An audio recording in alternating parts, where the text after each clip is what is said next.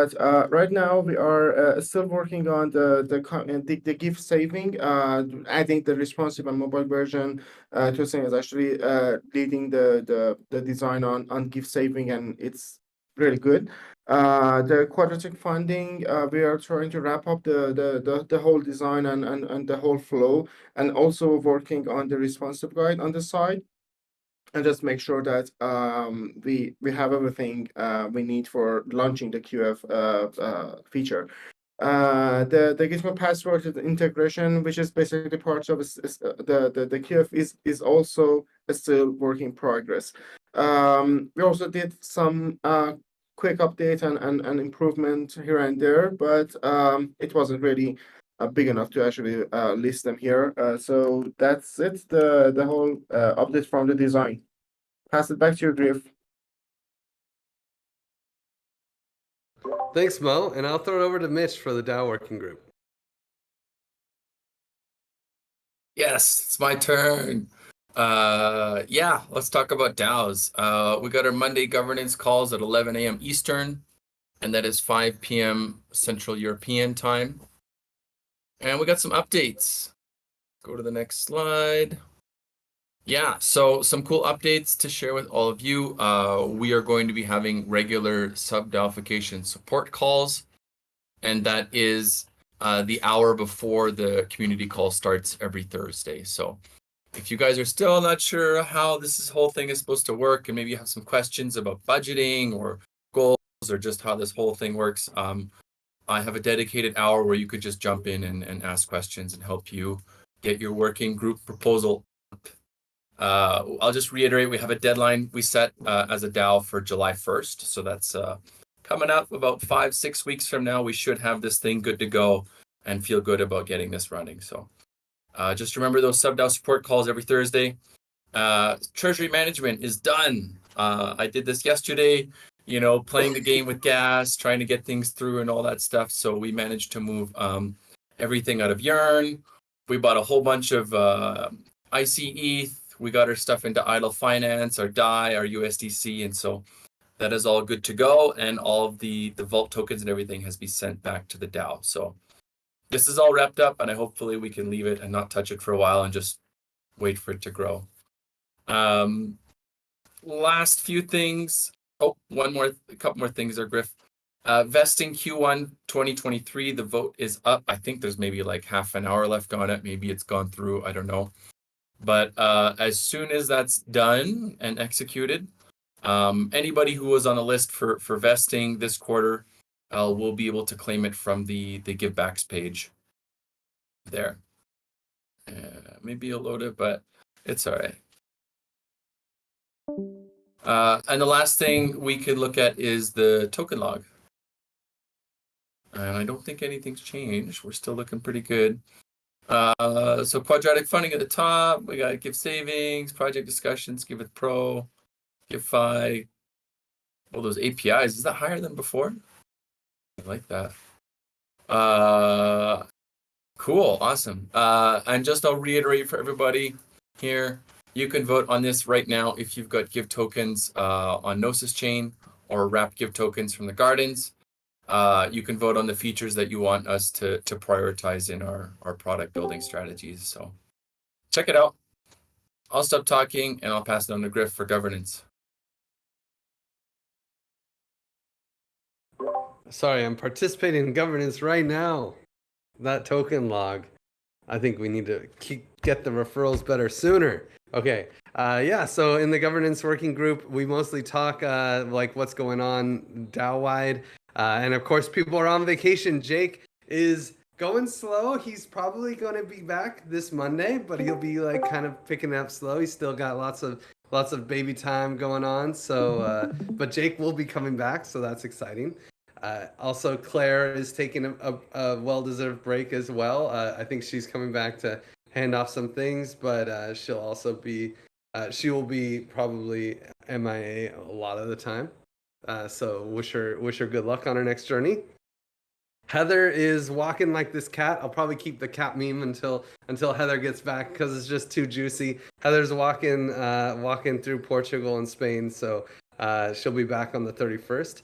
Katabe's halftime today, and Suga's out tomorrow, and Moshe Hab has some time next week. So leave these guys alone. Let them enjoy their vacation. On the updates, subdalification is moving hot and fast, as Mitch already said. There's some updates on the project page for donors on projects, so you can check that out. Charging management is done, as Mitch has said, and also the vesting distro. Let's see, did it actually go through? Oh, 1 hour left, and it will be executed. So then the NR Give will be out this quarter, and some cool updates on how to do buddy reviews really easily using AI. Definitely check out the buddy review guide, and a post from a community member about bringing more anonymity into our DAO. Interesting. So yeah, that's what's going on around the DAO, and I think we have lots of time for Gateway FM. So I'm really pleased to introduce. Is it Temek? How do you say your handle? Tamak. Yeah, Tamak. exactly. Tamak. There you go. Like Comet backwards. Comet. Ah, that makes No, sense, just especially with a picture here. yeah, So yeah, no worries. well, feel free to dive in and tell us more about Gateway FM. I know we just moved to it, and it'll be really interesting for everyone to hear how it works. Absolutely. So thanks everybody for allowing me to come here to this amazing community. As I indicated before, I've been hearing about you guys for a long time and pretty amazing stuff you guys do. So really excited to be collaborating with you guys. As you guys know, I talked to Kay, I think it was like 2-3 weeks back. We got talking about some RPC stuff, and we just said, hey, let's join the community and give some love back to Giveth. So actually, you'll be getting some public goods from us moving forward. Pretty generous. Yeah, so there we go, all for free. Okay, so let me go back a little bit around the story of Gateway. I've been in tech for many years. I did infrastructure telco for a number of years. I don't want to disclose my age here, but yeah. And then probably around 2016, 17, I was working in a browser company called Opera. And we started dibbling around crypto. And around 2017, we decided to kind of make this kind of embedded crypto wallet inside the browser. So it was the first of its kind, even before MetaMask had a mobile wallet. And yeah, fast forward, working with a Nasdaq listed company, kind of Chinese ownership, doing crypto was just, there were bombs everywhere. It was very difficult. But one of the things that we realized there, or at least I realized, was that the nature of Web3 or decentralization was not really being tackled. Most of the projects today, when it comes to infrastructure, are built on public cloud, which is not evil by any means. But, you know, the internet was not built in public cloud, right? So we should have a bit more dispersion, what I call federation of the infrastructure. So myself and my co-founder, a guy called Igor Mandragin, he's been in the space also for quite a number of years. He worked at Status for a number of years, then at the Ethereum Foundation, working on stateless, eventually ended up with the Aragon guys doing the client for a number of years. We decided to co-found Gateway back in April 21. We raised a little bit of money from Fools. We did an MVP. And actually, the two first networks were Near and Ethereum. And from there, we raised kind of a mid-size pre-seed round. And we went all in and just started building infra like crazy. So today we support around 7 networks. A lot are EVM. We do this in a very unique way. So we work with independent data centers, and that actually required us to build our own software stack from scratch. So we don't use any third-party microservices. We built all of them ourselves, and this is pretty complicated stuff. Things break all the time. But actually, we work with around 8 different independent data centers. Most of them are located around Europe. We have one in Southeast Asia, and we're going to open one in the US. And again, you know, it's a bit more difficult because you have to do the contract with these guys. So you don't have to just go on AWS or Google Cloud Services. So you actually have to work directly with the guys. And you got to give them a little bit the requirement. So it's a lot of work that goes into that. But eventually we built this pretty substantial network. We've been operating roughly for about 1.5 years in production. We already work with a number of partners in the space, like you guys know 1inch, also Yarn Finance as well. And through that process, actually, we got into staking. So apart from the RPC, we also became very active on the staking side, doing a lot of the work around the big migration to proof of stake together with Aragon. So we were very active around that. And through that process as well, we got to work very close with the Gnosis team. So we actually deployed the first public RPC in Southeast Asia based on our technology back in, I think, June last year. And from there, we really got cozy. We liked the team very much. They liked what we were doing in terms of decentralization, and we became kind of a core developer of Gnosis. So we actually today we run a big chunk of the infrastructure together with them, both in terms of the bridges that they do, the validators, a lot of exciting stuff that they're doing around the payment solution that they're bringing. So together with Oli, we're doing some of the bridges around that. And yeah, in general, that's a little bit what we do. But as I indicate, we do this a bit different, where we just build on independent data center providers. So we're trying to educate also independent data center providers about what blockchain and crypto has to offer. We're super excited, to be honest.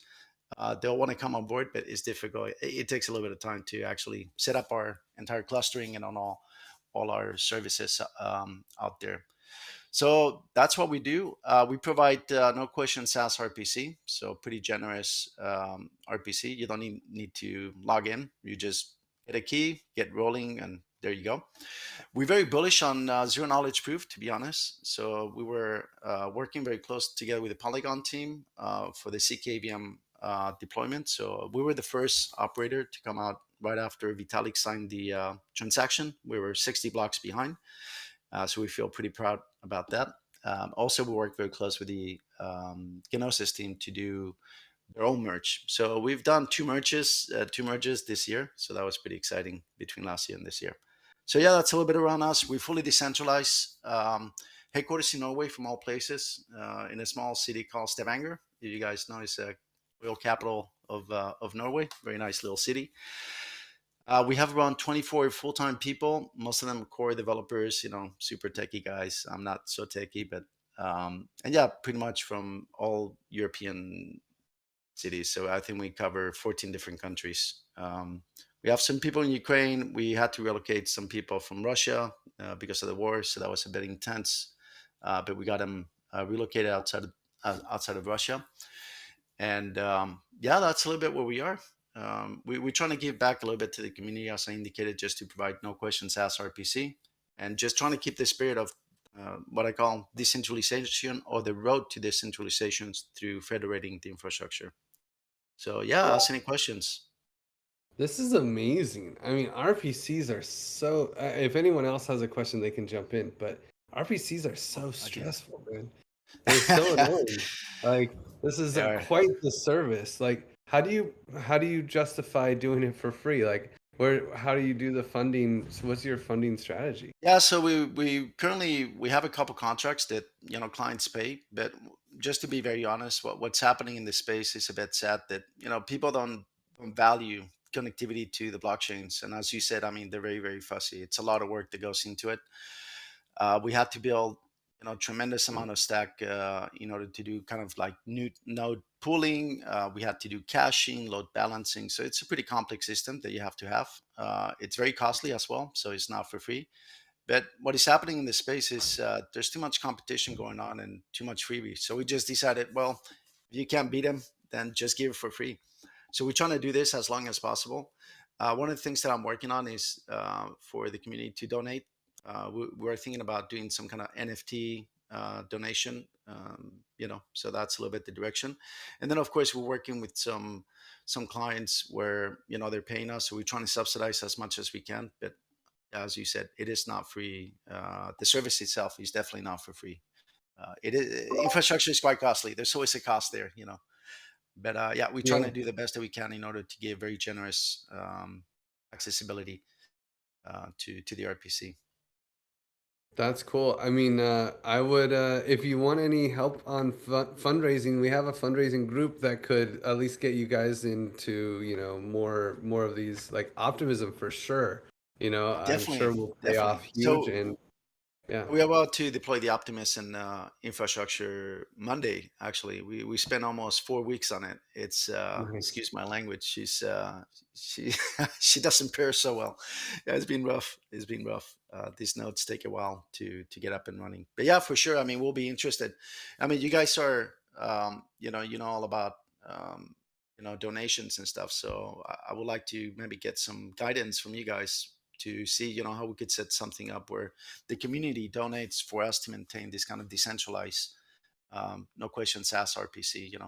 We consider as public goods. We started, as you indicated, a little bit with Gnosis. We set up their public RPC, and eventually they gave us a very nice grant where we are going to be working with them together for 3 years. And the work that we've done together with them has been fantastic. I mean, we really enjoy the team. We're trying to work a little bit closer now with Polygon as well on the CKVM. They're doing a lot of stuff around that, and we're pretty excited. But yeah, for sure, if you guys have any ideas around how we could do donations to maintain the spirit of decentralization together with a little bit of donation just to maintain the infrastructure costs, that would be amazing. Absolutely. I'll DM and we can talk more about that for sure. Absolutely. Anyone And else just let have us know any- if there's, yeah, sorry, Griff, go ahead. Well, yeah, I'm really curious if anyone else wants to know the inner workings of an RPC. I mean, I don't know how often you're going to have an opportunity to really ask an expert like this about. Let me, I could share, I didn't go to the slides, but I could share a little bit, high level architecture, a little bit. Yeah. You guys see the slide? There we go. So this is like high level architecture. Do you This- guys see the slides? I don't see the slides. Maybe try sharing again. Sometimes when I'm sharing and you're sharing, Okay, it let me like see. doesn't work as well. Is that better now? I would just leave the call and come back and reshare, and it will probably Okay. work. Stream, let me try.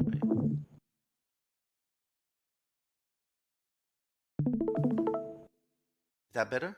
You guys see it now? Still loading. I see It's it now. there. I got it. You got it. Okay. So this was our first data center out of Sweden in Boden in the northern part of Sweden. Actually, it's a very interesting data center. It's called Hydra 66, and it's co-located to right next to a big dam, so it's fully carbon neutral. That's one of the reasons why we decided to work with this data center in particular. And what you see here, again, this is very high level, but we have this module called traffic, which does kind of load balancing and aggregator. And then depending on the type of chains, if they're EVM compatible or not EVM compatible, we direct traffic. That traffic goes through a very smart proxy that understands the method calls. Then it goes into actually an HTTP, which looks at the rating, depending if it is public rate, as what we provide this public RPC, or if it is like a private rate, meaning that somebody has requested to have a little bit of a specific capacity. So we do that based on the keys. Then we have the actual RPC proxy. We have a cache where we do some of the caching just to make it a bit more performance on some of the smart contracts that we see. And then we divert traffic if it is archival or non-archival. As you guys know, archival are really difficult nodes. They're very beefy. So anywhere between 2 to 15 terabytes, depending on the network itself. And all of this, we built all of this microservices inside. So I think we have more than 32 microservices. We built our entire monitoring system internally as well, which is called Argus. And we did a lot of the automation in order to put all of these kind of pieces together. We have a system called Steward. So it's, you could say it's like a mini AWS.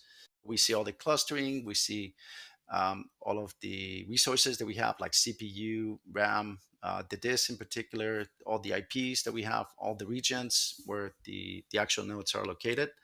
And then we could do pretty advanced things like doing snapshots. We could drain nodes. We could snap.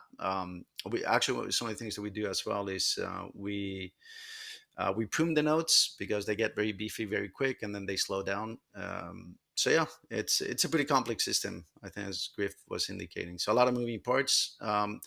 We've done some pretty substantial testing. We got the opportunity to work with 1inch on Phantom in particular, where they load us up. I think we started last summer to get with them. Small traffic, we failed miserably, but we learned pretty fast. And within a quarter, I think we were running around 11,000 RPS. That's around 5 billion calls per day. So it's pretty massive amount of traffic. So the system is pretty robust, fully redundant, and it's both multi-cluster and multi-region. So we could add external nodes. So we have other data centers that we actually add different clustering. So the proxy will connect to another cluster. So in case this one were to blow up, then we could actually connect and keep the traffic live. So that's a little bit around the architecture. Yeah, we've done a couple of things as well, with a couple of teams, to help them bring some of the infrastructure from kind of DevNet to testnet to mainnet. So we did this together with the Gnosis for around 9 months. And also we work with another project. I don't know if you guys heard about it, called Laconic, with a guy called Rick Dudley, from the Ethereum Foundation. So we've been working with them for about 9 months. Pretty complex technology. They want to create some kind of watcher technology to kind of make this RPC go away eventually. But yeah, no, they're still not there. But we run all the validators and we do some of the tooling together with them. Wow, So that's yeah, cool. it's yeah. Yeah, let's say it's pretty complex stuff, but Rick, he's a pretty smart guy, so Yeah, just give him a bit yeah. more time. That's awesome. Well, I'm glad he's addressing the problem because I think a lot of people on this call probably don't really know what an RPC is. It's the thing that connects you to the actual blockchain. So most of the time, if you're using MetaMask, you're using Infura. So there's like a team just like Tamak has building crazy infrastructure at Consensus, and they control most of the traffic. And actually, they censor people. If you're in Iran, you can't use MetaMask, or you can't use the default RPC.